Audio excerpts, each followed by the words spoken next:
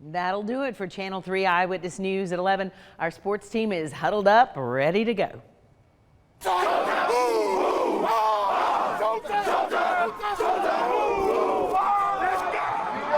Channel 3 and Friday Night Football starts now!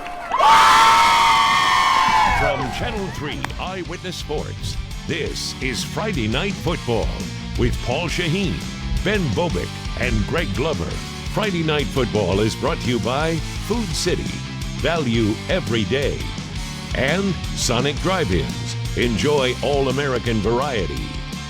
Friday Night Football. Playoffs? No one will ever say it as good as Jim Mora once did, but they're here. It's playoff time in Tennessee. 23 local teams, 21 of which were in action tonight. And per the norm, let's start with our big one. It's time for the Friday Night Football Game of the Week, covered by Warren and Griffin, local lawyers you love. Boyd Buchanan's one-season turnaround has been nothing shy of a miracle. From 0 wins to a home playoff game, the next step would be a home playoff win, naturally, right? Time to see if that was in the cards tonight. Sports reporter Ben Bobick joins us live from Boyd Buchanan High School. Ben, how you doing tonight? A little bit cold, Paul, I'm not going to lie. But, hey, playoff football returned to Boyd Buchanan School, and for the first time it was a Division II playoff game. And who was across the gridiron was Lipscomb Academy, led by, I don't know, Super Bowl champion Trent Dilfer. He knows how to play in big games, but could he get his team ready to play in a big game? Division II playoff football at Boyd Buchanan with Lipscomb Academy making the trip down I-24. And that includes their Super Bowl champion head coach Trent Dilfer, and he had his Mustangs ready to roll. The first 2 touchdowns of the game brought to you by Kyle McNamara and Jaden Lyles, and it's 14-0. Let's make it out of hand. Not if Boyd Buchanan has anything to do with it. Eli Morris to Eli Evans, and the Bucs cut their deficit in half. The Stangs would score again, but the Eli to Eli connection kept the Bucs alive. A big play, a QB keeper touchdown, and Boyd Buchanan is within 6 at halftime. Lipscomb wasted no time opening the scoring in the second half.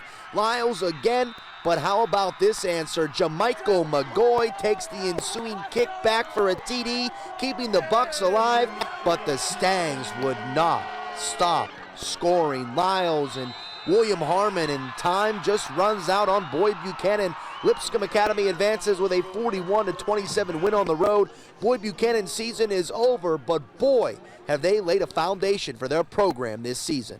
You look at a season that's 8-2 in the regular season, 8-3 overall, and the #1 scoring team in all Division II. I mean, you can't. That starts in the locker room. That don't start on the practice field. That doesn't start anywhere else. That starts in the locker room, and that's a complete. Like, all credit to those seniors. So the Mustangs advance in Division II AA, but how about Boyd Buchanan? We can't talk about them enough. I sat down there as they had their post-game talk, and they just sat there and they watched Lipscomb Academy celebrate. And they watched and they talked to each other. And you know what? You have to be proud. You absolutely have to. 0-10 to 8-3. And they said something like this had to happen. You had to build that foundation for a program, and who knows? We may just be back here 1 year from today, same time, same place. But I'm not going to lie to you, Paul. I'm super duper chilly. I'm going to go inside. Why don't you take it away with the rest of the playoff highlights? All right, I'm going to be selfish here for a second, Ben. Don't go away just yet. I promise you the heat in the car is oh so close. But let me ask you this. A lot of these teams are making that transition from public to the new split, now private. Boyd Buchanan, one of those schools. What you're seeing now from that private 0-10 to, or public 0-10 to what they've done this season, do you get the sense Boyd is here to stay?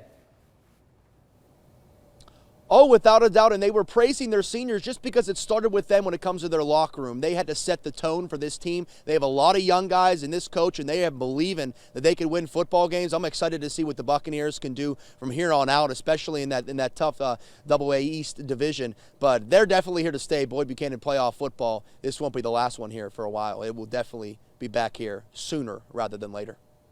All right, thanks so much, Ben. All right, the heat awaits. Go get it. We've got heat in the studio. We also have more highlights in the 3A bracket. Sequatchie County met Red Bank in round 1 for the 3rd straight season. The Tribe previously closed the gap, losing by 8 in 2017 and losing by just 3 last season. Red Bank coming in off its first loss of the season. Red Bank started slow, but they got to moving in the second. Lemire Strickland in from 7 out.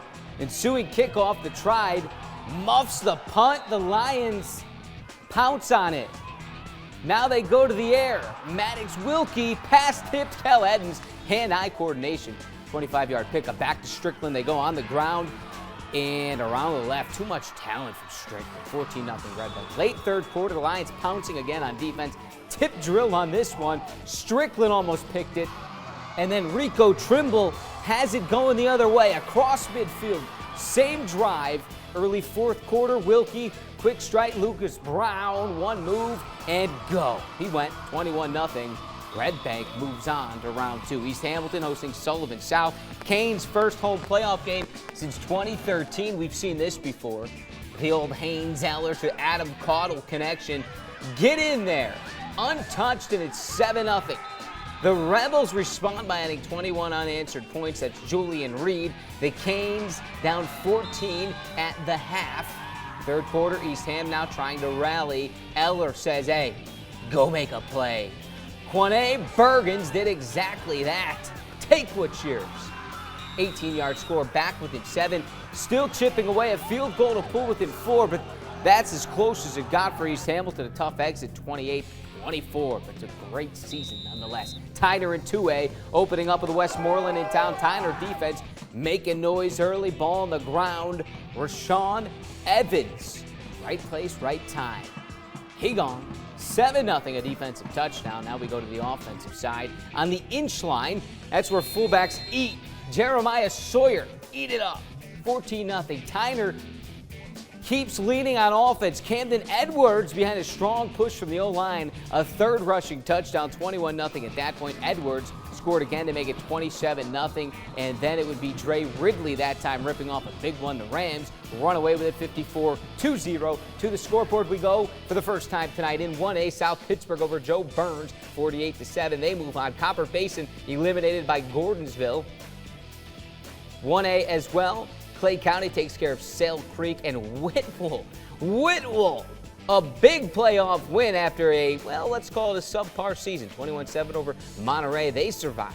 Marion County blanked by Trousdale County. Signal Mountain blanked by Upperman in 3A. Howard blanked by Greenville in 4A. Elizabethton takes care of East Ridge in 4A as well. Now in 5A, Ray County a winner. They move on over Knox Fulton, and Walker Valley loses at Knoxville West. The Stangs, though, gaining steam into next season. USJ blows up on Grace Baptist 68-3. Calhoun over LFO in Georgia. One more back to Tennessee 2A playoffs. Bledsoe County a winner at home over East Robertson 28-6. Here's your pick for the Friday Night Football Play of the Week. Last week's Cleveland game, Cleveland kicker Lawson Dale hit the game winner once, but the refs blew the play dead, so we had to do it again. Second kick upcoming.